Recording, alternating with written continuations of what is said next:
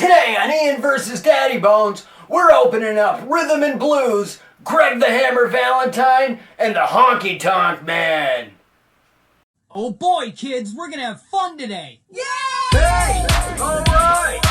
How is everyone doing tonight? Hey! Alright!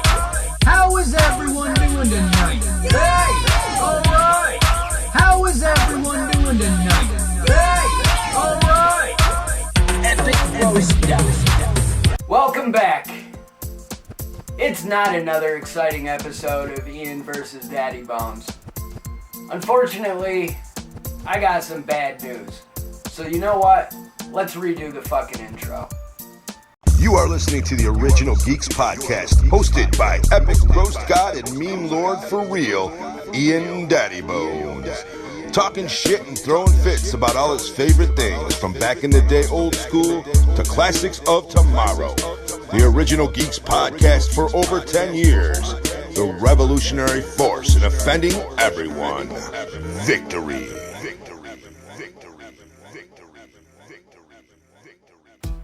Welcome to the Original Geeks Podcast. I am Ian Daddy Bones, and no, you are not losing your fucking mind right now. I decided to do a crossover episode between Ian versus Daddy Bones and the Original Geeks Podcast. Obviously, you just got done watching the intro. The reason I'm doing an Original Geeks podcast today instead of a normal Ian versus Daddy Bones is because the gentleman doing the voiceover on the intro to the Original Geeks podcast, his name is Kevin Parker, and unfortunately he passed away this past Monday. I found out about it Tuesday morning. And I was actually here getting ready to do Ian versus Daddy Bones, and I literally got here, set up my set, dressed it for the episode, got my lights and everything set up, and I got a text message from my good brother and friend Hybrid Sean Carr, who gave me the news. And for those of you who don't know, Kevin Parker was a part of the pro wrestling business for years, and he was known by the name Jack Trades. And Jack Trades worked for Squared Circle Wrestling, better known as 2CW, and Jack Trades literally was exactly what his name was. He was a jack of all trades for 2CW.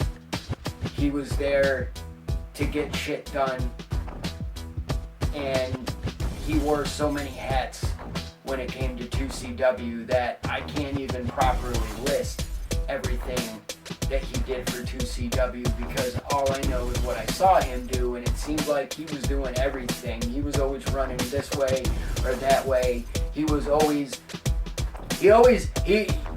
had some place to be, some place to go. He was always, in the middle of a mission. And, I first met Jack Trades when I started becoming familiar with 2CW, as a local wrestling fan, like back in 2007, 2008, when I first started the Original Geeks podcast. When me and What's-His-Face used to do the show, I found out that there were local independent wrestling companies that would come into the area.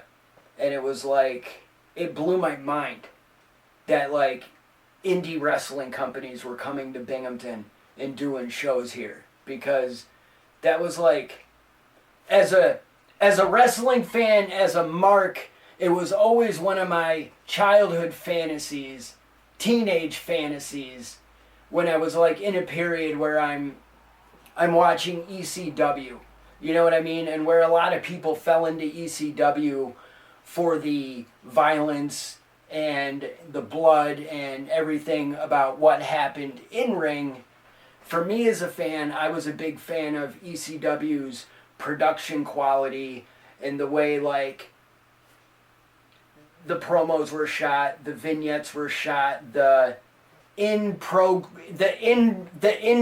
advertising that Paul Heyman would do to like advertise shows, merchandise, VHS tapes, you know what I mean, home video and stuff like that. And it was always like the production of it that like blew me away. Not just that, but it was also the way that ECW arena crowd was, where you saw like the same fans and the same seats and the same front row, and you know, it had like this cult-like vibe to it, and it was like, man, if we had ever had something like that in Binghamton, that would just be so fucking cool. And in like 2005, 2006, you know, 2007, 2008, that's when I first started hearing about 2CW. And I was able to check out a couple of shows here and there. I remember the first 2CW show I ever went to had the Blue Meanie booked. And there was like a meet and greet at intermission where you were able to, you know, stand in line, get your picture taken with the Blue Meanie. And I even remember there was a gentleman standing in line that night that was on crutches and had a Viking hat, and I remember the gentleman lost his step. He was either going into the ring or out of the ring, but he lost his step on the stair, and that's the day I met Viking hat guy. You know what I mean? That's the day I met Brian, and while at that 2CW show, I remember seeing this guy ringside wearing like a jersey, like it looked like a jersey or it was like a bowling shirt, you know what I mean? But either way, it was the colors of the company, and you know, he had gray hair and whatnot, and I know that he was always like, seemed to be at like ringside, you know, and he'd be like talking to different people, but like wrestlers would come out, they'd make their entrance, you know, trades would grab their jacket or whatnot and bring it to the back, you know, or like, if there was ever like, I mean, not saying if there ever was, because there always was, but like, say there's a spot where a guy goes to do a dive over to the outside, and he's supposed to land on like 3 guys, but something happens and they don't catch him, and dude winds up fucking eating the fucking floor. You know what I mean? Trades would be there in a heartbeat, like checking on the guy, making sure he's okay. You know what I mean? And you know, he ran the ring crew. You know, he ran a tight ship, and he did so much. Like even when it wasn't a show day, behind the scenes, getting ready for upcoming shows, like Trades did so much. And it's one of those things where it's like, you know, when I had the Original Geeks podcast in the beginning, and I find out about 2CW, I was really interested about making contact with this company because, you know, and, you know, at the time I had this wonderful idea that now everybody that has a podcast has the same idea, especially if it's wrestling related. Contacting a company, telling them what you do. Hey, I'm really interested in doing this. And what I was interested in doing was promoting this company show on the Original Geeks podcast, and maybe trying to get an interview or two with either wrestlers who are going to be on said show or people affiliated with the company who want to tell my listeners and audience about 2CW. Like, that's what my goal and that's what my intent was in the beginning. And you know, I remember sending out some messages on like my MySpace and whatnot, you know, trying to get some feelers out. And I was even able to get a hold of a phone number for like 2CW office. And I remember calling and speaking to a gentleman on the phone and pitching him my idea and being flat out told, absolutely not, 2CW doesn't do that type of thing. And, you know, I just decided to like turned that into a thing on the show where I was like, oh, 2CW doesn't want anything to do with the Original Geeks podcast. Well, fuck 2CW, you know what I mean? So I started running my mouth about 2CW on the Original Geeks podcast, and Trades found out about it, and Trades was not happy about it, and there was a time where Jack Trades just wanted to punch Ian Daddy Bones right in the fucking mouth, and, you know, there could have been a couple of times where that almost could have happened, and it never did, because at some point, Trades took the time to get to know Ian Daddy Bones, Ian Swartwood, Ian in general, and I could say with my association with indie wrestling, and I'm jumping ahead, but with my involvement with indie wrestling, I could say if there's definitely like, you know, a shorthand of people that definitely fucking understand Ian Daddy Bones, eventually Jack Trades understood Ian Daddy Bones, and there's some stuff that went on in my personal life, you know, basically the dad side of me that I really wasn't sure how to handle or get a grip on, but Trades was there to hear about everything that I was dealing with, you know what I mean? Trades was always keeping in touch, making sure everything's okay, and, you know, he really helped me when I really didn't have somebody to talk to when it came to explaining issues with my daughter that I was dealing with at the time, you know, and there's there's people around me that, you know, also know what I was dealing with at the time, but it's like with him, it was slowly building a rapport, you know what I mean? And it wasn't just like me having a podcast, going to 2CW shows, holding a grudge because I couldn't get an interview. Now it was Ian Daddy Bones being a part, whether it was ECPW in the beginning, and ECPW's at war with 2CW, or then later Excite, 3DW, and later 3DW gets sold to Johnny Moose. Johnny Moose basically renovates the whole promotion, and Excite Wrestling rises from the ashes of 3DW, and he was seeing me. We were seeing each other more. You know what I mean? We were keeping in contact more, and, I was slowly making a friend. And, he was a good friend to have because, with stuff that was really bothering me, trying to understand what I was dealing with my kid, he was basically explaining to me the whole, sometimes people make mistakes in life, but people can rebound from it. And I remember he shared with me that he hasn't always made the greatest decisions in life, but he bounced back and went on to do amazing things with the remainder of his life. Like I remember where there was a time where he went back to school, and he graduated. He went back to college and, graduated. So I think of seeing Trades, wearing his graduation cap, and then I believe he was working in a library.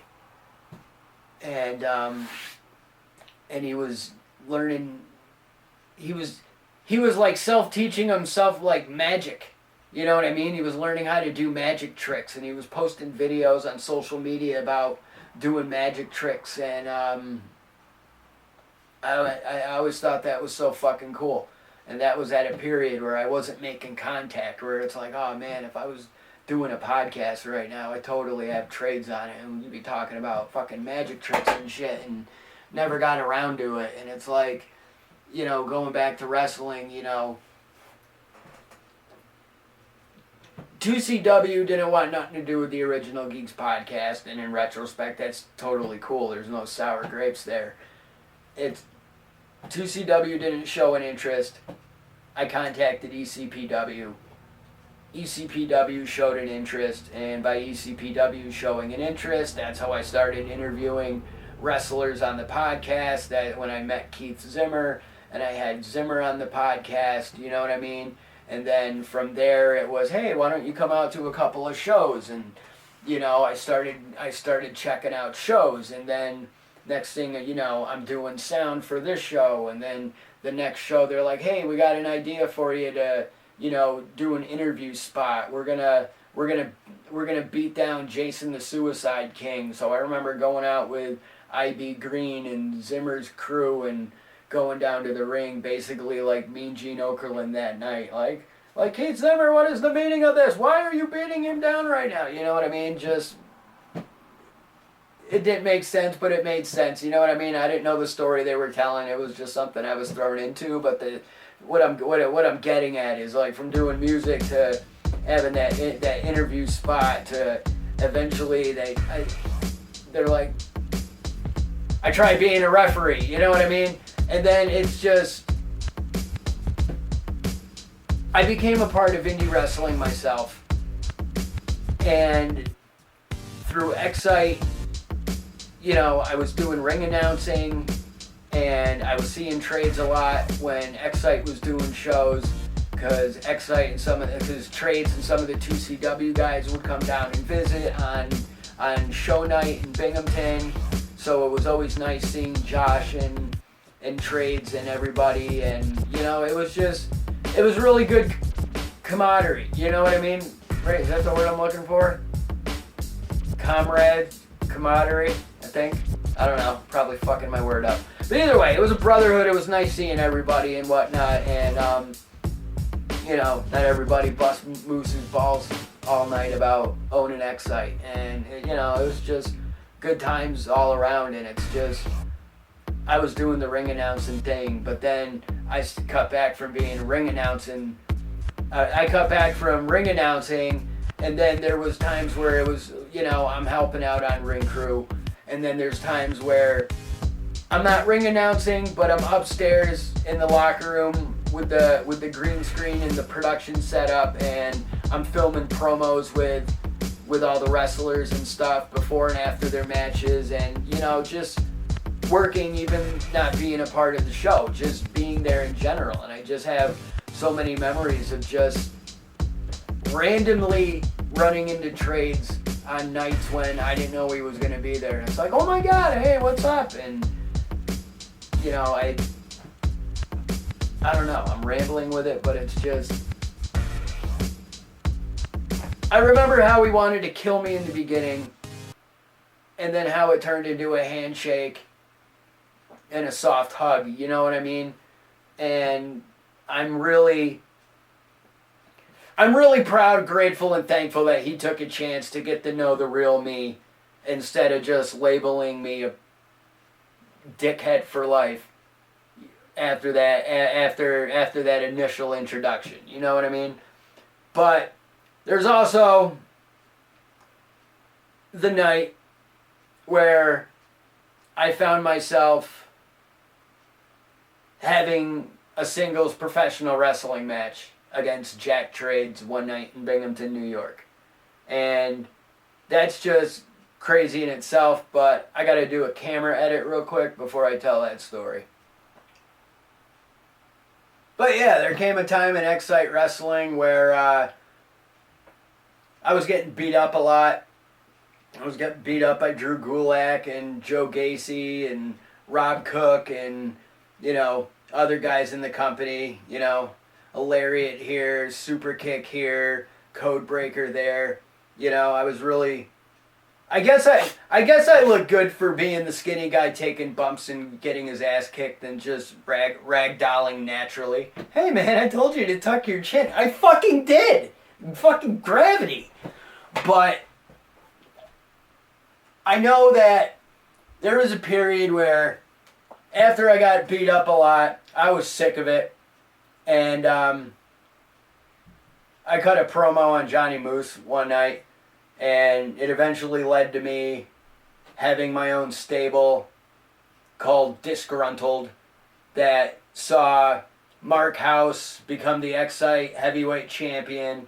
I was managing Mark House, you know, and, you know, that one little green check mark that makes me smile. That could, you know, hey, at one point I managed the heavyweight champion. That That was pretty fucking cool. You know, another little check mark. I had a little stable of guys. That was pretty fucking cool. You know, I had Maddock and Milliman. You know, I had Nick Napoleon. It was dope.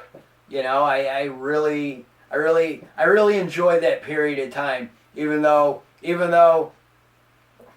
a lot of people busted our balls at the time and referred to us as the Bullet to the Head Club, I actually always got a chuckle of that. But like, there were a couple of moments during that whole disgruntled period that saw me in the ring, and one of the moments was a 6-man tag match that saw me getting chokeslammed by Axel Lennox that wound up dislocating my hip and giving me a concussion and knocking me the fuck out. But the other moment, I don't want to say incident, moment, was having my one-on-one match with Jack Trades, which completely came out of nowhere, because I just remember showing up to the American Legion, it's show night, not having any idea what's going on, what I'm doing. I mean, I'm walking into the place knowing, okay, Maddock and Milliman got a tag match tonight, Napoleon's got something going on. I had no idea until I got there, and I ran into Trades, and Trades is like, hey, come here for a second. I need to talk to you. And he goes to lead me into a back room. Now, I'm not going to lie. Part of me kind of thought I was getting my ass kicked. For what exactly for, I wasn't sure. I just know that usually, if somebody is like, hey, come into this room with me, and opens the door, chances are they're probably going to close the door when you go in there. So I really wasn't sure what to expect at that moment. And Trades was just like, relax. No one's going to beat you up. You're good. So I go in the room with Trades. Trades closes the door, and Trades is like, all right, you and I are going to have a match tonight. And right then and there, I was a little bit nervous, only because I was taught how to take bumps. I know how to take the bumps that I was taught to take. Other than that, I know nothing.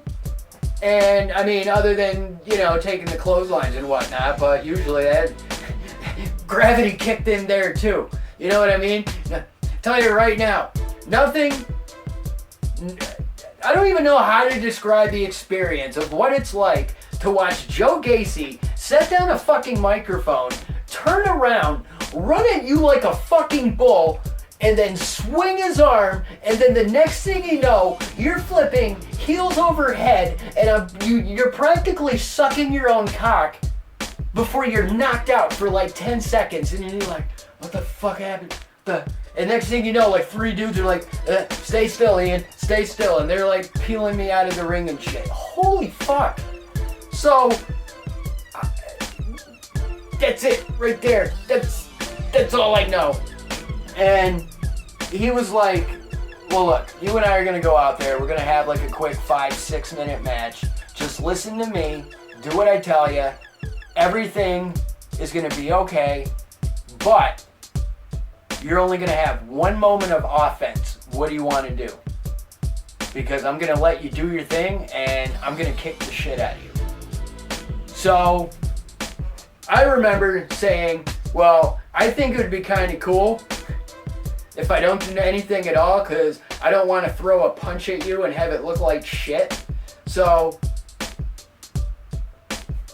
I'm thinking somehow knock you on your ass, and then once I knock you on your ass, I could like look at my wife and then have like a moment from like Finding Nemo. You know what I mean? When like Squirt does his thing and he's all happy and he's like, Dad, you see what I did? You see what I did? And the turtle's all like, you rock, dude. That's what I was gonna do. Knock him on his ass and then look at my wife like, Amber, did you see what I did? Did you see what I did? And then turn around and fucking Trades fucking kills me. And that was it. We went out there, we had our match, and like I said, I did what he said. I listened to everything he told me, and afterwards, he was extremely happy with it. You know, he went out there, he had a moment, we gave each other a moment, And it wasn't until like talking to him after that match that this whole out of nowhere moment that for real scared the shit out of me for the moment, because I'm like, well, what the hell's going on right? You know what I mean? I mean, that's the thing with wrestling. It is so easy to get fucking heat. Like, you could just sneeze around the guy, and next thing you know, like, fucking 10 people are pissed off at you because you sneezed around one guy who gave you a look, and then these 5 people interpreted the look at one thing, and then they told 10 people, and then next thing you know, you only been there for 5 minutes, and everybody's mad at you. It's crazy.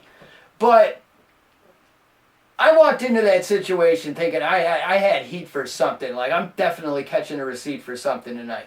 But then Trades is like, dude, relax. We're going to go out there and have some fun today. And, like, you know, gave me that smack on the shoulder and smiled at me. And we had a talk afterwards. And he was really proud of it. And it wasn't one of those things I didn't realize until after the fact that, you know, he gave me a moment that night. He gave me a moment that night to have a wrestling match. He gave me a moment that night to go out in front of like over 200 people and just get stomped and slapped and punched. And it was one of the best times of my life. And I'm grateful and thankful for that moment, even though I've heard my fair share of people talk shit about it over the years. Like, you guys had no business being in a fucking ring. What the fuck were they thinking? Putting you in there to begin with. And it's like, I just did what I was told. What do you want me to do? But I'll always have that match with Trades. And Mark Griffin took pictures of that match. That's forever on his Facebook albums. That's forever been right-clicked and saved to my laptop that I have in my personal collection at home. So it's nice being able to look at those pictures, especially now, knowing that we just went out there and had 5 minutes of fun.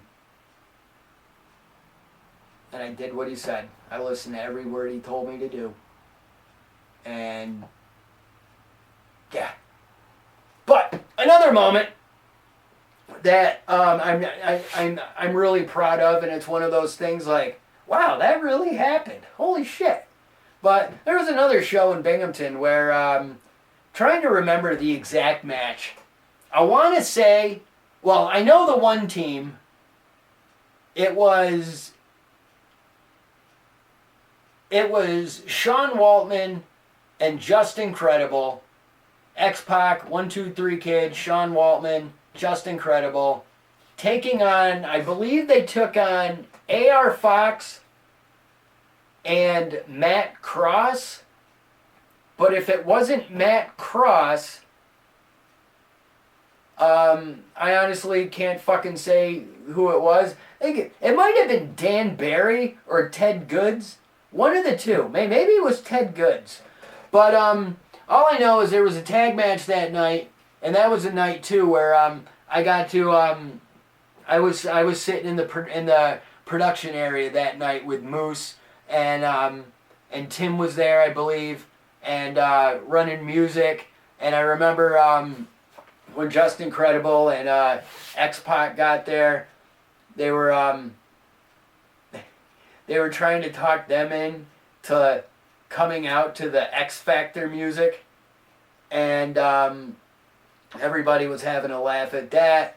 And I also remember Studley Steve McKenzie of the Killer Steves actually provided the catering that night. So I actually got to have like some, I believe it was ziti that night, or lasagna. Either way, it was absolutely delicious. So I remember sitting there with a plate of food, eating fucking lasagna or ziti and salad and shit, while we're trying to find crystal clear CD quality versions of X Factor's entrance theme. So, and that was just like before the show started, like before the match even went down. After the match went down, like halfway through that match, they were going to intermission after that match. So I remember Trades got at me, and Trades said, "Hey, why don't you come out back with me?" So I went outside with Trades on the side of the Legion, and we were hanging there bullshitting, engaging in some baked goods, and it was an interesting time because we're just bullshitting, smoking, catching up on times, and next thing you know, we hear music playing on the inside. So, okay, the match just ended, and as we're sitting out there talking, bullshitting, and smoking, all of a sudden the door opens, and out walks X-Pac, who's all blown the fuck up from his match, you know, covered in sweat. You know, he came outside to get some air, cool down, and me and Trades are just standing there, and we look at him, and we're like, "Hey, what's going on?" And he's like, "Hey, what's up, fellas?" And starts chatting to us, and he knows who Trades is, so he started talking to Trades, and he's like, "What are you doing, man?" And Trades was like, "Well," he's like, "Oh, I'm just out here with my friend Ian. We're just catching a buzz real quick." And I remember X-Pac looked at me and nodded his head and stuck his hand out and said, "How you doing? I'm Sean." And I'm like thinking in my head, damn, when he's blown up, he really sounds like Stone Cold Steve Austin. And number two, it's like, I've known who you were since I was 13 years old, you know what I mean? So I shook his hand, and then after I got done shaking his hand, I freaking handed him the pipe, and X-Pac was like, "Oh, thanks, man," and took it and freaking hit the bowl, and next thing I know, I'm fucking standing out there with Trades and X-Pac, and the three of us are smoking a bowl together outside the Legion, and it's one of those memories I'll always fucking have with me, and I always smile when I think about that night, because it's one of those things where if I'm talking or meeting somebody, not necessarily meeting somebody, or if like just cross paths with anybody, and it comes up in conversation that I was affiliated with indie wrestling and whatnot, and people are like, "Oh, did you do anything cool with any wrestlers?" Well, I smoked weed with X-Pac once, you know. That's always one of those quick stories just to throw out there, and it's one of those moments with Trades, and I'm sure I'm not the only person in the world to ever smoke with a wrestler with Trades, but hey, I was there with him that night, and it was definitely a fun experience. So I'm definitely gonna miss Jack Trades, Kevin Parker, because the reality is he broke news a while back last year on Facebook that he had cancer, and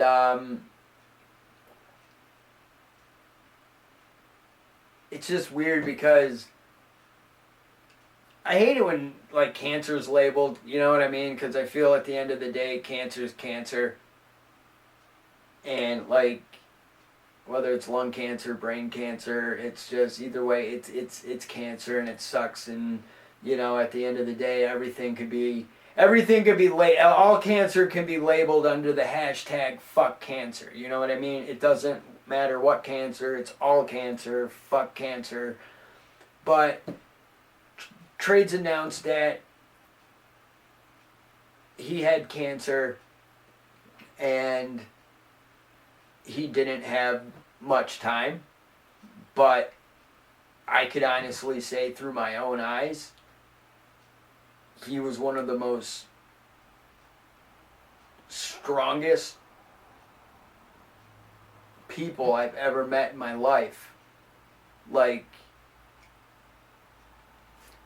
behind closed doors, I don't know what it was like for him and his family. I mean, I know it must have been brutal, like all families dealing with cancer. Like I had an uncle that had pancreatic cancer, stage 4 terminal pancreatic cancer, and we lost him. I currently have my uncle Brian on my mother's side is currently dealing with cancer, and it's not that good, like to the point to where I know cancer took away my uncle's ability to talk currently. And like I said, there's all forms of cancer, and at the end of the day, fuck cancer. But I could say, as far as trades being positive on social media, like, the dude was so strong, courageous, and brave throughout the entire fucking process. Like, I don't drink anymore, but I will definitely raise a glass of protein shake to Jack Trades for his, just the face he had dealing with all of this. You know what I mean? Like, I've seen so many people with the woe is me, what am I going to do? He knew what was coming, and at the same time, he acted like he wasn't fazed by it. And it's just like, holy fuck. And I know that I didn't know him as well as a lot of other people did, especially in the wrestling business, especially when it comes to those involved with 2CW, you know what I mean? And I just, I think it Trades, and that's the thing. You think of 2CW, I see Trades, and I see his son Justin Parker, which on one hand is kind of weird to me because Justin Parker, Trades' son, has the same name as my homie Killator, who owns Horrible Home Video, but Trades' son, Justin Parker, was known in 2CW as Cosmo, and, I'll always have memories of Cosmo, like, vacuuming the inside of the ring before shows while Dave Matthews is playing, and there's incense burning from the ring posts, as well as holding cameras at ringside. But, like, seeing Trades and his son interacting with each other when it's show night was something that was always nice to see, because it's like, I don't know, it's one of those type of things where, my son, who's 16 now, was only 1 to 2 years old when I first started going to wrestling shows, and I remember seeing Trades and Cosmo and just wondering and hoping that someday if I would have a relationship with my son like that. You know what I mean? It's one thing when they're babies, and it's another thing I could say when they're 16 and taller than you, and you gotta look up at them like they're Andre the Giant when they're in trouble and shit, and you gotta tell them they're grounded.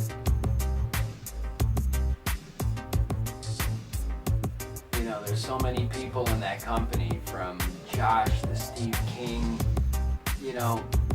Jason X, Isis, Jay Freddy.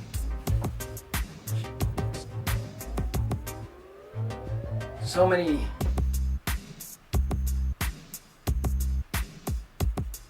people are hurting right now because of finding this out earlier in the week.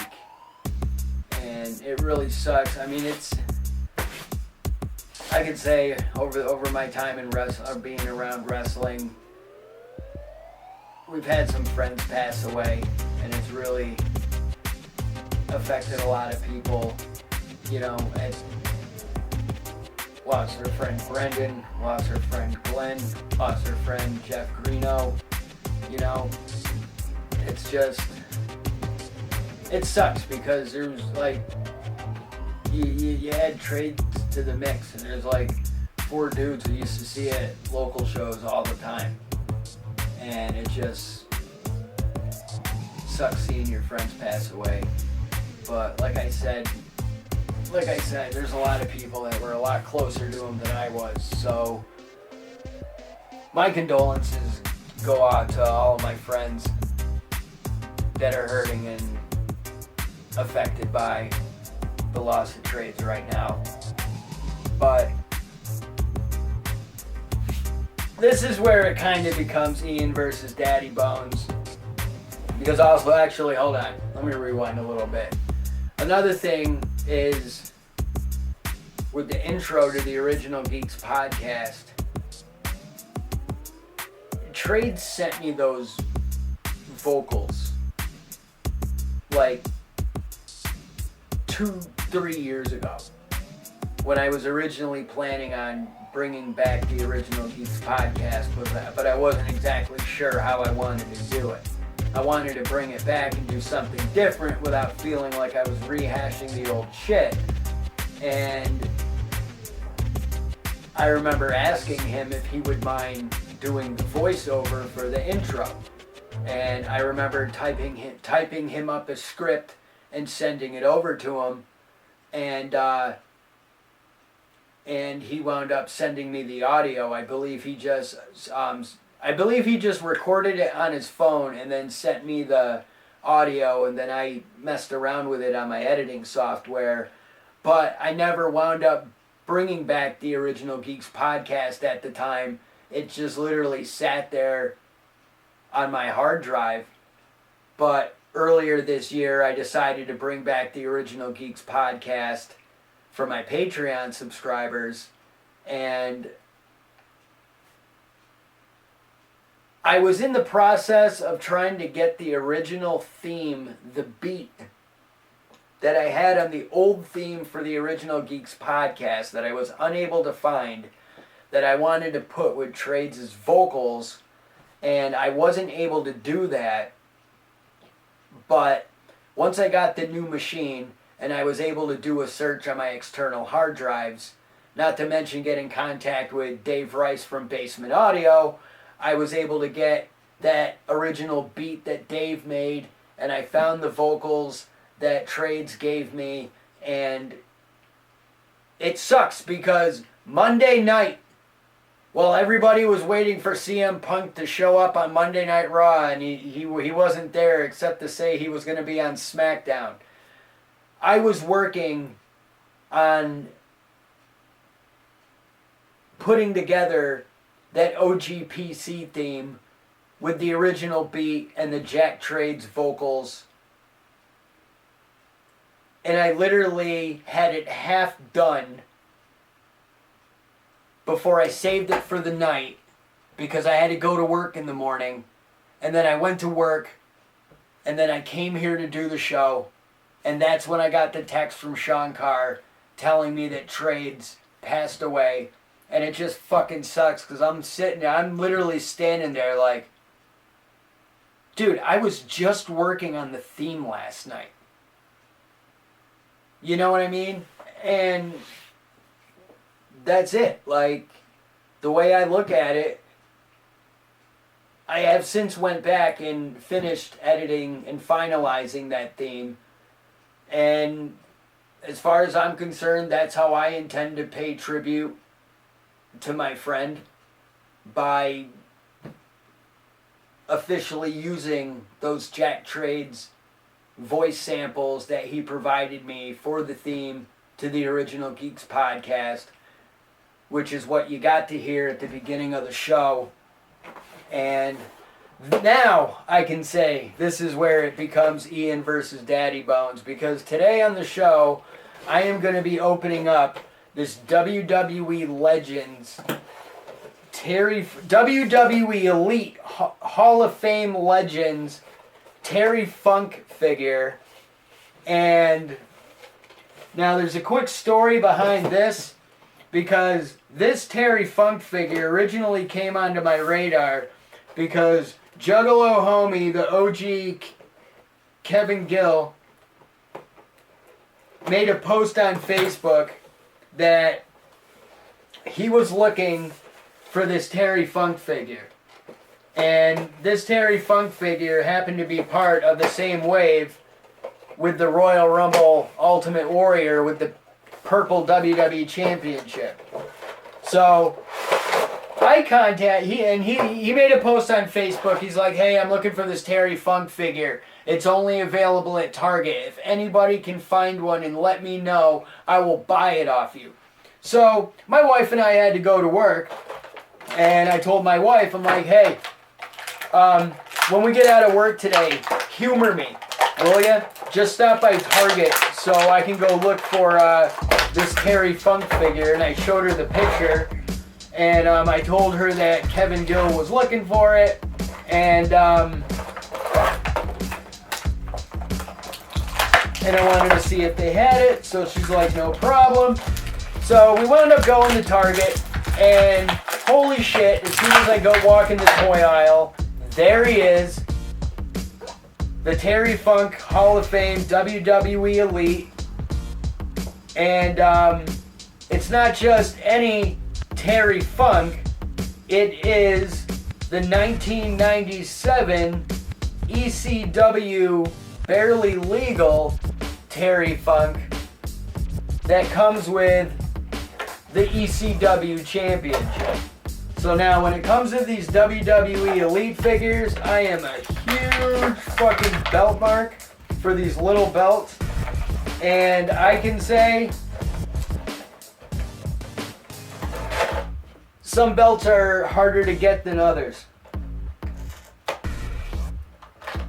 And I don't know how many